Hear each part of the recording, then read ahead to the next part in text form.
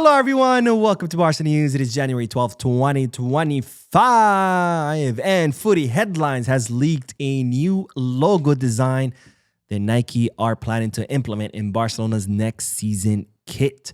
Also, an explanation of what's going to happen with Frenkie de Jong after he's received that red card in the Spanish Super Cup final.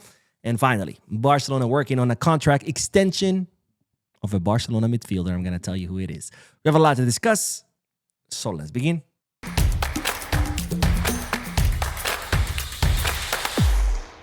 Hello, everyone, and welcome to the channel. My name is Bo. We'll begin this video with the news that, ladies and gentlemen, Jota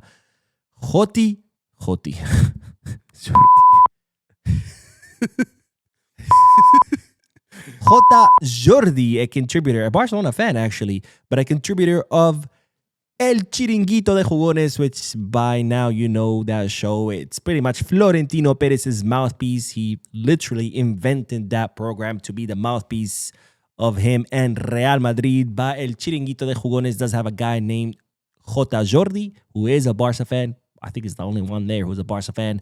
But he has revealed when the Barcelona elections will be. Now, as you know, there will be elections this year to see whether Joan Laporta remains the president, which I think that's exactly what's going to happen, or whether he will lose the election to some of the other candidates, including Marc Siria, Victor Font, Xavi Villajuana, me, my dog, my cousin, my grandma. A lot of candidates there, but I'm pretty sure it's going to be Joan Laporta who wins these elections. And Jota Jordi has revealed that Barcelona are planning the elections for the end of March or beginning of April. And ladies and gentlemen, that's right around the corner. So, of course, my question to you is, who do you think is going to win? I think it's pretty obvious it's Joan Laporta. But who do you think is going to win? Let me know down below in the comment section. And, of course, here at Barca News, I will be covering the election, the candidates, what they have to say, what they have to offer. Because when it comes to Barca News, well, Barca News is on it.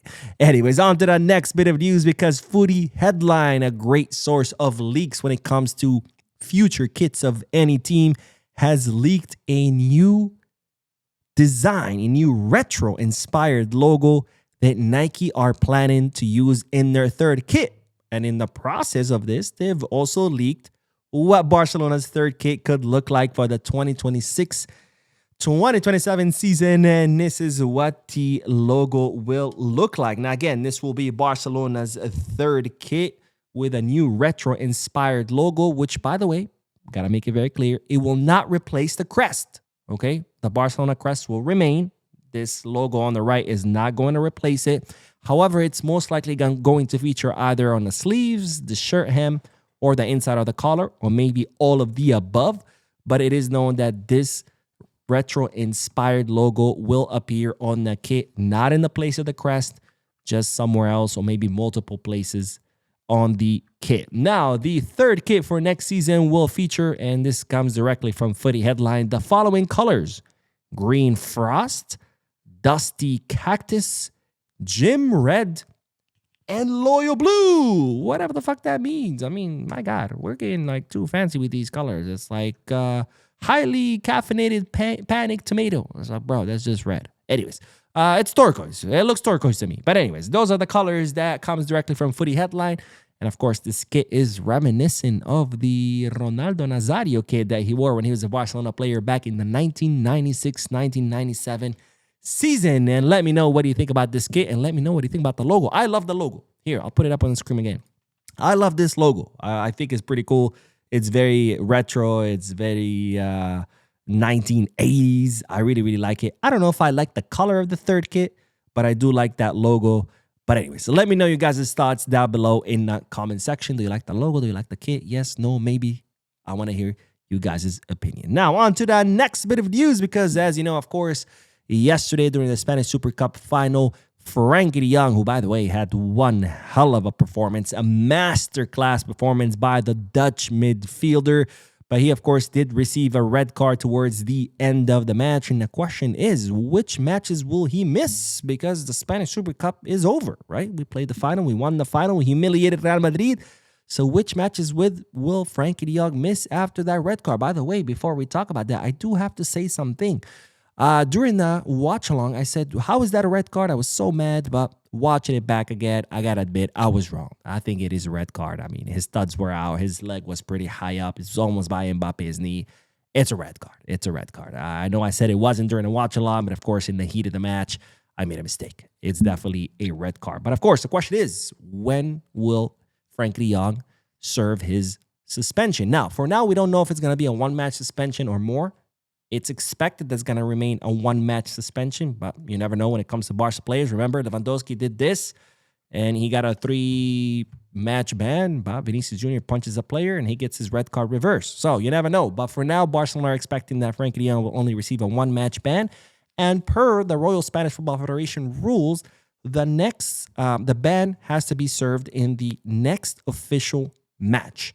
So just because the Spanish Super Cup is over doesn't mean that the suspension goes away. Frankie has to serve it in the next official match, and there's no priority on whether it's La Liga or the Copa del Rey. It's just whichever one comes first. So what comes first is, of course, the Copa del Rey match against Racing de Santander on January 15th. So Frenkie de Jong will be suspended for that Copa del Rey match, of course, assuming that he only receives a one-match ban, which hopefully that's all he's going to receive. Anyway, speaking of the Spanish Super Cup final during the podcast, which I did earlier today, if you haven't seen it, check it out. Great podcast. But I think all podcasts are great, not because of me, but because I get to talk to all of you lovely people in the chat section. This is why I love podcasts. But speaking of the podcast, of course, I talked about Robert Lewandowski and how he has scored in every single Spanish Super Cup final since he arrived in Barcelona. But that's not what we're here to talk about. During yesterday's final, of course, Lewandowski scored Barcelona's second goal, one hell of a goal, chipping Thibaut Courtois.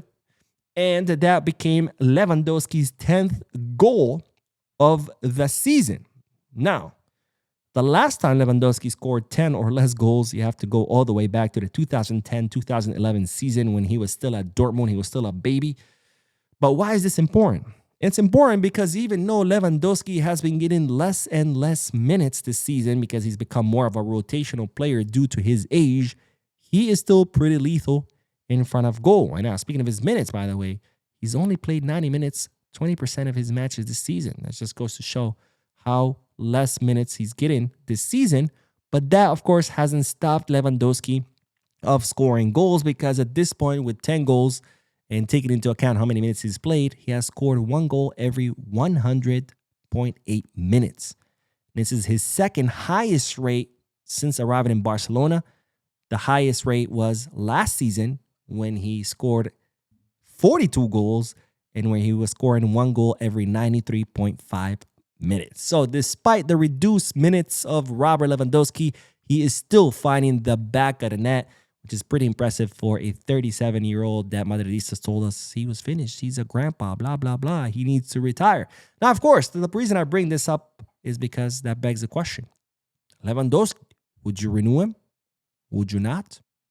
Let me know down below in a comment section. Now, on to the next bit of news because Barcelona are already working on the contract extension on one of their most promising midfielders to acabar la Masia, who's no other than Dro, who impressed Hansi Flick during a preseason and who debuted with the first team under Hansi Flick, has remained in first team dynamic even though he hasn't been playing much minutes because, of course, he has the full trust and backing of Hansi Flick. And in fact, Flick flew him to Saudi Arabia to be part of the squad for the Spanish Super Cup. And now it's reported that Barcelona are working on extending the contract of Dro, which expires in 2027. Now, Dro has only played 150 minutes so far, but we could see more of him later this week when Barcelona face off against Racing de Santander in la Copa del Rey, because Dro has been released from the Spanish under-18 squad. So he should be available. Hopefully we'll see him play against Racing, but just know Barcelona are already working on extending the contract of Dro because, of course, he's a very promising player who Hansi Flick likes. Now, we will end today's video with some bad news, but not bad news for Barca. Bad news for Marc-Andre Ter Stegen, who, of course, has an upcoming 2026 World Cup where he will hope to start for the German national team, something that he's never done in his career because it's always been Neuer. But now that Neuer has retired, this is Ter Stegen's first opportunity to start in the World Cup for Germany. And the bad news is that the German national team sporting director, Rudi Völler, had the following to say. He said Ter Stegen has to play, especially after his injury. And given his injury history, he needs to get match fitness to regain his form, regardless of his qualities. So Rudi Völler making it clear as day. Ter Stegen, bro, if you want to start in the World Cup, you have to play. In other words, Ter Stegen, you're going to have to leave during the winter transfer market because at Barcelona, he's not going to be getting any minutes. Hansi Flick has made it very, very clear. His number one goalkeeper is Joan Garcia. And it doesn't even seem that Ter Stegen will be his number two because even though Ter Stegen did play in the last Copa del Rey match, Flick said after that match that was a one-time thing. So Ter Stegen might not even be the second goalkeeper. And according to Rudi Völler's words, if he wants to start in the World Cup, he's going to get minutes. And since he can't get minutes at Barca, he's going to have to go somewhere else. Now, to make things worse for Ter Stegen, this is what Rudi Völler had to say about Hoffenheim's goalkeeper, Oliver Baumann. He said, Oliver is doing incredibly well and is 100% reliable. So Ter Stegen, I think the writing is on the wall. You don't get minutes, you're not going to play in the World Cup, or you're not going to start in the World Cup. So I think the best thing for Ter Stegen will be to leave. Of course, right now, Girona are pushing hard for him, with reports saying that Ter Stegen is seriously considering it because, of course, that will be his great opportunity to get minutes. Plus, he would stay in Barcelona, or at least close to Barcelona, where his children currently live, which he shares custody with his ex-wife. Anyways, that is all the news for this video. I did do the podcast earlier today. If you haven't seen it yet, what are you waiting for? Go watch it. Don't forget to hit the like button, subscribe to the channel, drop a comment, and as always, Viscarsa.